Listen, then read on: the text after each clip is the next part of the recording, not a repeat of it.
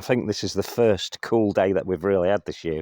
Well, it's morning time at the minute as I'm filming this, and you can really feel the nip in the air. And I think it's this sort of weather that sorts out the real gardeners from the ones who are not so real. And by that I mean the ones who, as soon as the cold comes in, they disappear away for the winter. And I don't do that. I'm already planning and plotting my next project, which will be the one down there. As I keep mentioning, the Telegraph Pole Pergola walk, which will happen at some point, but there's the post to show you roughly where they're going to go. They're going to look great. And that's the sort of work that I do when we get colder weather. I don't let it worry me too much, because if we did that, we'd never get anything done. If we stop for the rain and the wind, it just won't happen. So I've just come out for a quick walk around just to see what's going on, because the light's falling lovely on the grasses at the minute and the other plants, but on the grasses in particular, because of the colour of the grasses, it tends to pick them up really nice. Quite happy with this area now. It's looking good. And this Melianthus has definitely impressed me. I know it's going to get knocked through winter and it'll be knocked back down to the ground and I'll have to start all over again, but I've got big hopes for this one next year. So I never thought really that this border had worked for me, so I made that change a few weeks back and extended, well, not extended the pergola itself, but I'd extended the gravel area in front of it, which has made a massive difference. And it looks really nice now. So you may notice that we've got a little bit of sand around here, and that's the sand I used to lay the quarry tile path, or the overspill of it, and I've just dotted it around in the borders at the minute, and I have every intentions of popping through with a 3-prong cultivator and just raking it all through, and it's in several beds. And we shall do that all in good time. The gravel garden looks great. I'm so happy with this area. I've got loads of tools all over the place. I really must get my act together and move those. And this is the bottom end of the gravel area. It's looking great. I'm loving it. I don't think there's a lot more changes I can make in here. But it's looking great. Now, while we're here, because I'm not so far away from this little section, I got this the other day. I've never seen one of these as big as this. There's my foot for comparison. It's huge, and I've got 2 or 3 ideas for that, and that'll be one of my little mini weekend projects. So this is quite a nice way to walk. Down here, then it brings you to the gravel garden where you get to look across. And in the background you can see there's Kathy's arbour seat in the background, and then the gravel pergola there, and all the planting, which is working lovely. Little seating area here. I've got lots of seating areas around, and you really do need to have lots of seating areas. Not that I have time to sit at them, but I still have them. Now that's the area that I worked on, over a week and a half, I would say, and then I planted the grass, I think about a week ago, and as you can see, it's up. It's all about planting the grass at the right time. So that's going to look really good. I'm really hopeful for that as we get back into spring. I know we're in autumn, we're going into winter, but you know, before we know it, spring will be back again and we'll all be happy again. This is looking great now. This is Melinia, and it's Caerulea and an Arundinacea, and it's called Le Pont de Say. And the colour of the stems is wonderful. A browny orange now, that. And this is the one that flops a little bit early on, but it seems to have come good now, and it's straightened up and stiffened up, and this is what they do anyway, but it's looking fantastic now, and I'm catching a sight of this from in the house, and today in particular the sun's hitting it just right, so it's making it stand out a mile, so it's really good.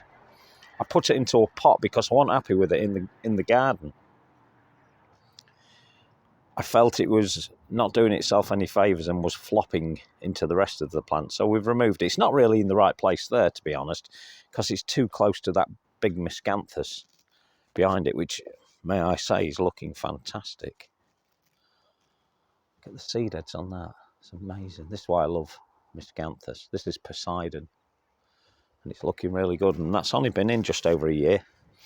He's one of the older cultivars, but it's looking wonderful. That Ailanthus salicifolius is amazing. When we walk through from the kitchen in the house to the room, we get a view of that, and it just stands out a mile. It's got to be, what's that? That's about 7, 8, 9 or 10 feet, that. Wonderful. It looks absolutely superb. And I had toyed with moving that, if you remember, several times. But I just think it looks great. It's not the right place for it, but as you can see, it really likes it. So for now, while it works, I shall leave it there, because we may have to change that over time, because behind it, and you can't see it from this view, there's a silver birch that's going to dominate, and it may still look good with it. Who knows? But it also may have to be removed completely. The cloister pergola is definitely working. I'm so happy with that now. I've got some of the plants growing up all around it, and they're doing okay. It's just time, isn't it, with that? It's just time. We just need to let them grow. And the elder I often talk about is looking fantastic. The black elder, the more upright one. If you're looking for a more upright one, you're not going to go wrong with that one. That one's called Black Tower. And he's really dominating the scene, actually. I quite like it. I've got 2 others in the garden, and I've taken several cuttings. The other 2 in the garden are cuttings themselves. It's looking wonderful. And as I say, the sun side lighting these grasses is great. You get this in the evening as well, but obviously from a different perspective. To my right, as I'm filming, that's where the sun is, so it's hitting it that way. But later on, the sun will actually be setting that side, and we get an altogether different appearance. So I'm stood 4 foot up in the air at the moment. Let's show you, because I'm probably talking a load of dribble here. There you go. So I'm stood on that wall looking across at the Ailanthus, and look how towering that is. It's looking absolutely wonderful. And then we get to see the dip pools from here, which are looking great. I'll show you that.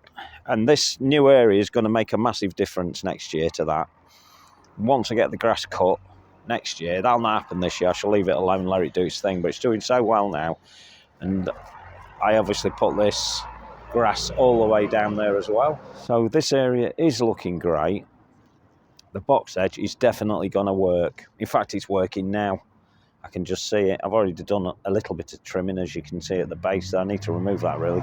Let the grass grow. It's going to look good.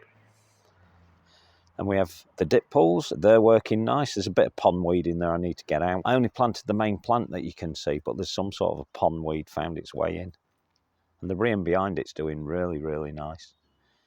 I thought that might have gone in for the winter, but it seems to be liking where it is, so that's obviously had an impact on it.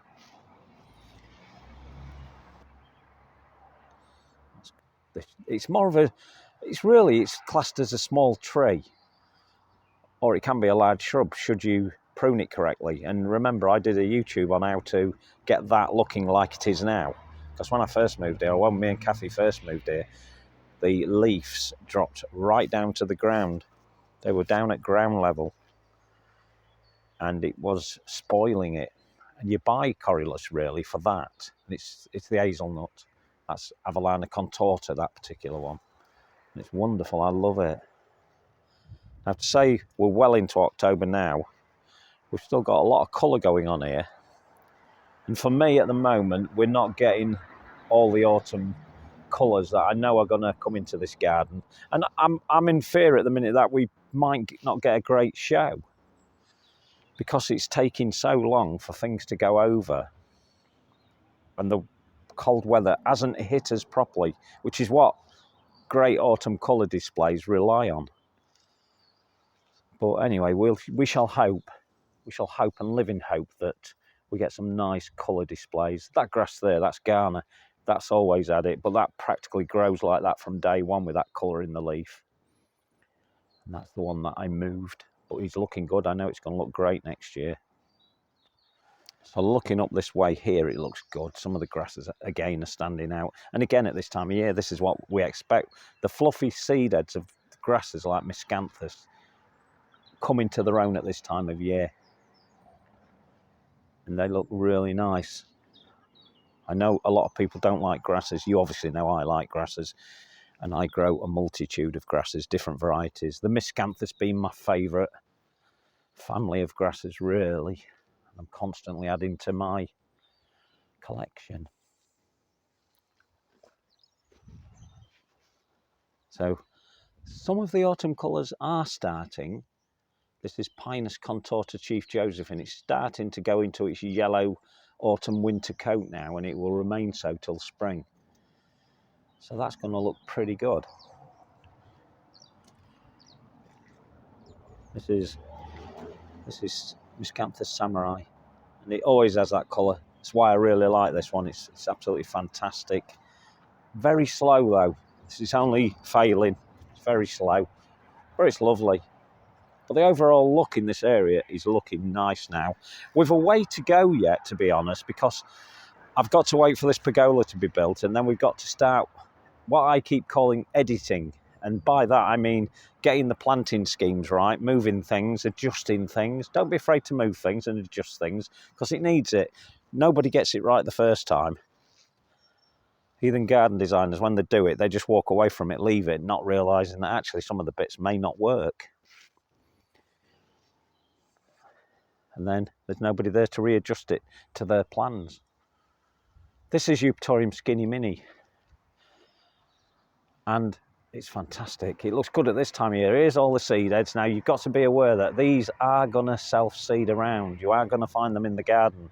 It's what all plants do. So when I hear people making comments about, oh, you shouldn't be putting that in, that seeds a lot, you shouldn't be putting that in, I don't take notice of these comments, because every plant sets seed, and some are more successful at it than others. And we have to accept that. We have to accept that we're going to be getting self-setting plants. You get that? That's what you do. That's what they do. There's another Molinia there, and I can see that is about to go into its autumn colour. It's starting now with the yellow tones, and it will go a bright yellow, and that one will be fantastic. That one's a windsowl. So this is Miscanthus cosmopolitan. And I said to you that this is the one likely to flower for you and will flower. And there you go. Look at that. That's fantastic. I love it. These seed heads are so big on this plant. They're huge. But they look great. And what are they? What would I class them as? A pinky bronze, really, at the moment. And they go through different phases. Like this one opening at the minute, it's got yellow to the base. That's how they start out. And it's a clump former, as you can imagine. And it's looking fantastic. So this area in general is looking great. It's a nice little view down there through the Aster Calliope, the purple one in the background. It's looking fantastic. And we get nice views of the shack, and then onto the deck itself. And the bamboo's looking good now. Now we've got to be wary of that, because that one is quite it's called robusta, formidable. And it will grow at quite a pace now. Next year, I expect that to really start moving in, because it's been in there 3 years and it's getting to that stage. Remember when it went in, it would have only had about 5 or 6 culms or canes, and it would have been tiny. It would have been I think I bought it in a 4-litre pot. So it wouldn't have been massive, but now it's doing really well. And I've got to be wary that it's been put there for a reason, and that's to block off the decking, so I can sit down there and almost sit in private. Nobody will know I'm there. But at the same time, I've got to be wary that it is going to clump bigger. I've made allowances for that, for where I've put it. And it is a clumper, so that's going to be easy to actually keep as a clump. But it's going to get a lot taller than that. I'm hoping it's going to get to about 10 or 12 foot. At the moment, it's probably, the tallest one is about 6 foot. But it's looking great. We've got to remember it sends out its new canes from the base. The decking will prevent some of that, which is intentional. And it should look Pretty good over time. Just got to wait. That view down there looks great now. And because I've levelled up the ground where the boardwalk ends, it's now looking a lot better. And once the grass really takes over, that's gonna make a massive difference. The planting in here is looking pretty snappy, pretty good. Got some horses going past at the minute, some nice little sound of the horses. Chit-chatting, they can't see me because I'm behind here, let's show you. There they are, look. There they go. They love it round here. There's lots of horses in this area.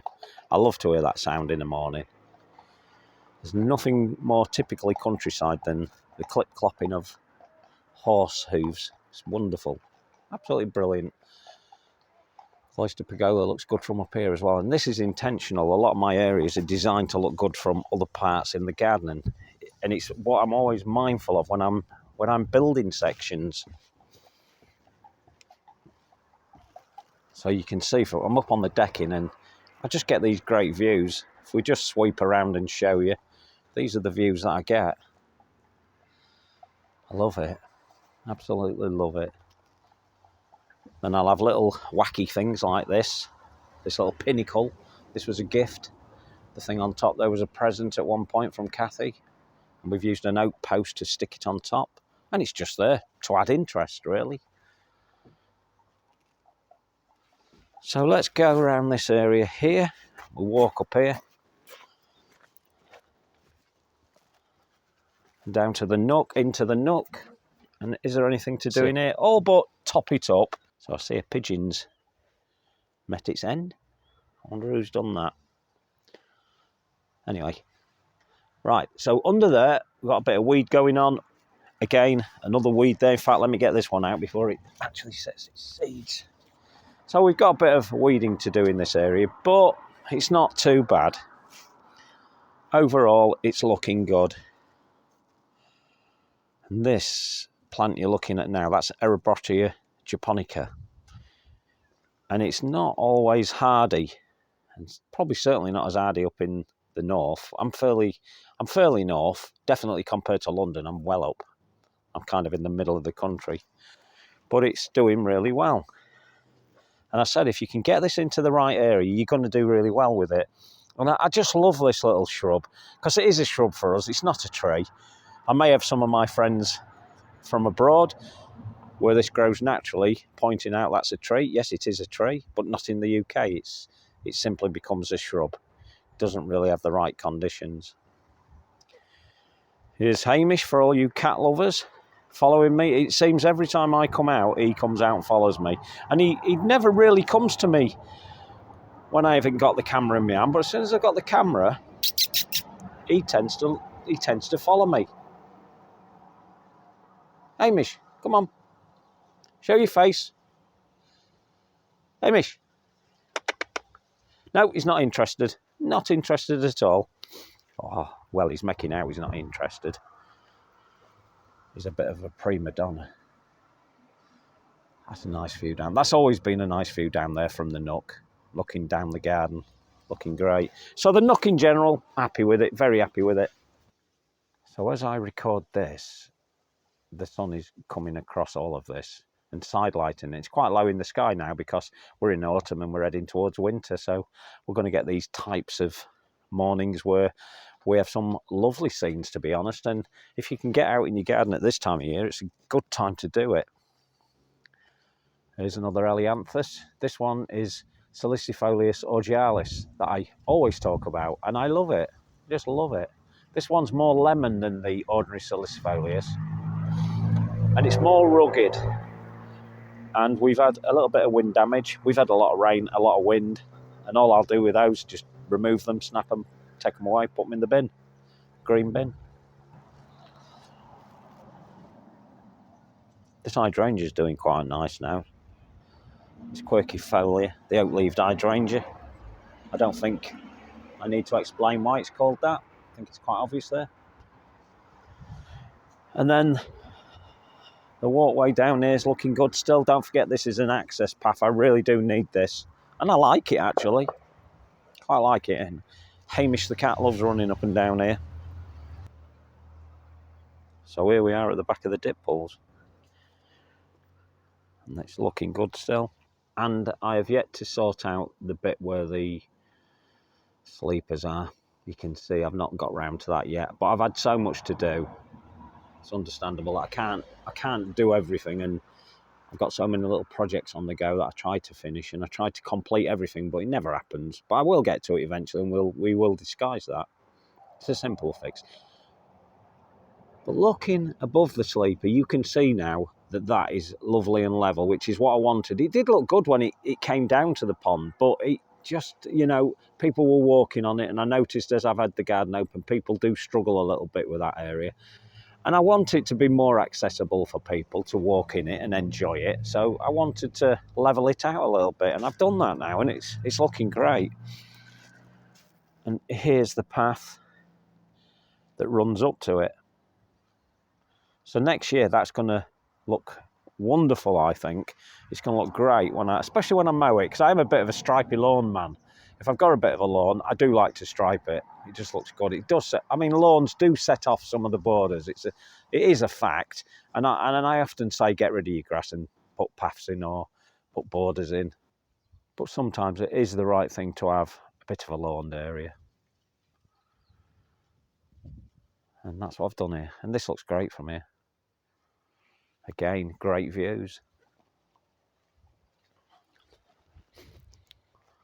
This is the silver birch I talked about, and I think I don't know, maybe over time it might be okay with the helianthus, but I suspect that they're going to be too close together. Once that silver birch gets growing taller, it's probably going to be coming over towards the helianthus, as you can see. So we may have to do something about that.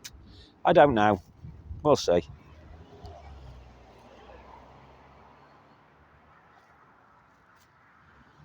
So we are at the Cloister Pergola now, and this is looking good. And a little rookie mistake I'm going to show you. I like to admit to all my little mistakes when I make them, just to show you that I'm not perfect. That is dropping down, and I wondered what had happened to that, and you won't believe it, but I just forgot to put the screws in the other end. So it's relatively an easy fix. I've just not got round to it. Unfortunately, when we're in the house, we can see that, so it is getting on my nerves quite a lot now, so I must do something about it and sort it out. I think the Polo's going to really come into its own over the years, because we get different views from both sides. We get to look through it. It's not so good looking this side, because the sun's over that side. That's the south side we're looking at. So it's not so great at the moment, whereas if I was the other side, it would look great. In fact, what we'll do is we shall pop round there and show you it. So the downside, I've had to walk over all the new grass that I've just planted. Well, this is the view of the Polo from this side. And I think it looks great. These are the views we get. And once the rose does its thing, and it is, you can see now, it's really starting to take over or make a difference at least. And over time, that whole section should be covered in roses. It should look great. So back onto the quarry tile path, which is settling in well now. It's looking really nice. And I said I may have to put some more sand on there, but I quite like it as it is. There's no real reason to put it on. And the only reason you do put more sand on is just to fill in some of those cracks a bit more. I'm not bothered about that. I quite like the look of it. So this is a group of grasses I don't often show, and it's the panicums, and there are several different types that are really nice. And they're in seeding time at the minute, as most of them are.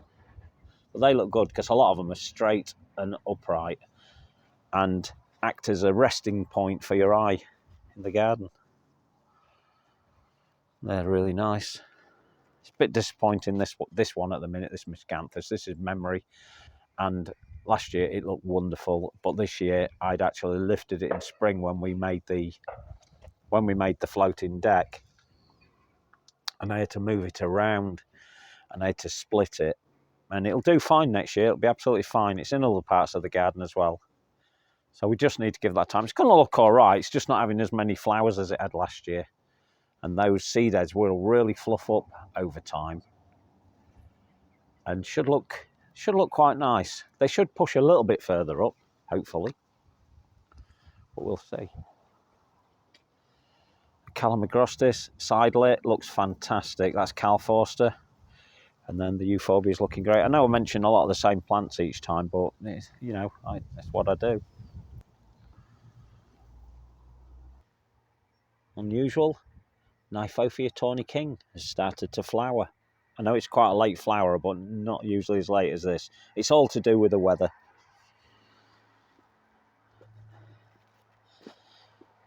I don't think we'll talk much about the orchard area. It is what it is at the moment. So this is Miscanthus giganteus, and I mentioned before that it doesn't actually flower for me. I've now got to eat those words, because as you can see at the top, it's starting to flower, or seed head. They're coming up. They look pinky at the minute, pinky silvery. So this area is quite successful. This is the long border. It's now not so long. Well, it is really, because it carries on beyond the floating deck. So I guess it's all the same border, but it's looking great. Everything's working for me. Got a little adjustment to make still. You can see there's a bit of a gap there. Sometimes we need to leave gaps because the elder I've planted there, and that was one of my cuttings that I took 2 years ago. Look at it. That's 5 foot now. That's looking great. And it's the way to save money. Now this is Stipa gigantea, and it's just a seed one really that I collected. And if I'm honest, I may have to change that over time because it's got a very large head there that could be a little bit too floppy. I prefer the more upright ones, especially for this area. I'm going to give it next year and see where it does. And if it proves to be quite a large flower-headed one or seed-headed one, I shall remove it in favour of a smaller variety that will be more upright. We shall see. We'll give it time. I don't usually leave these in. These are Allium summer drummers, and I've usually lifted these by now. But these were, they intertwined themselves in the winds, and they stayed like this. And I pretty much left them like that because I think they look quite interesting. So there's that little Cortaderia. That little Cortaderia is Tiny Pamper. Looks absolutely wonderful. I'm very impressed with that. It's just such a nice colour as well. It's very, very Pumila type flower. So obviously not as big as Pumila, but it's looking great. And it's been side lit, a treat. I was waiting for the colour to come into this, and it's starting. We're starting with the autumn show. This is why I'm a little bit worried that we're not going to get the autumn show I was hoping for. And this one is Rus glabra lanceolata. Well, it's going to have some sort of a show. I just fear it's not going to come in quick enough. The cold isn't going to hit it quick enough for me to show you any sort of a decent show on it. Although at the minute, it does look promising. And here we are at the floating deck, looking good. And that looks wonderful. Again, looks great. There's the post I talked about earlier, the one in the middle that's dropped. We shall have to rectify that sooner rather than later. So I think we'll end with this shot because it's a nice shot showing some of the grasses, and it looks very, very nice indeed, and I love it. We're into October. I'm desperately waiting for the autumn show, but I think it's going to be a bit slow in coming this year. It's usually already set off, but it's not doing it this year. So we shall have to live in hope that that actually happens. Okay, I'll talk to you on the next one. Ta-da!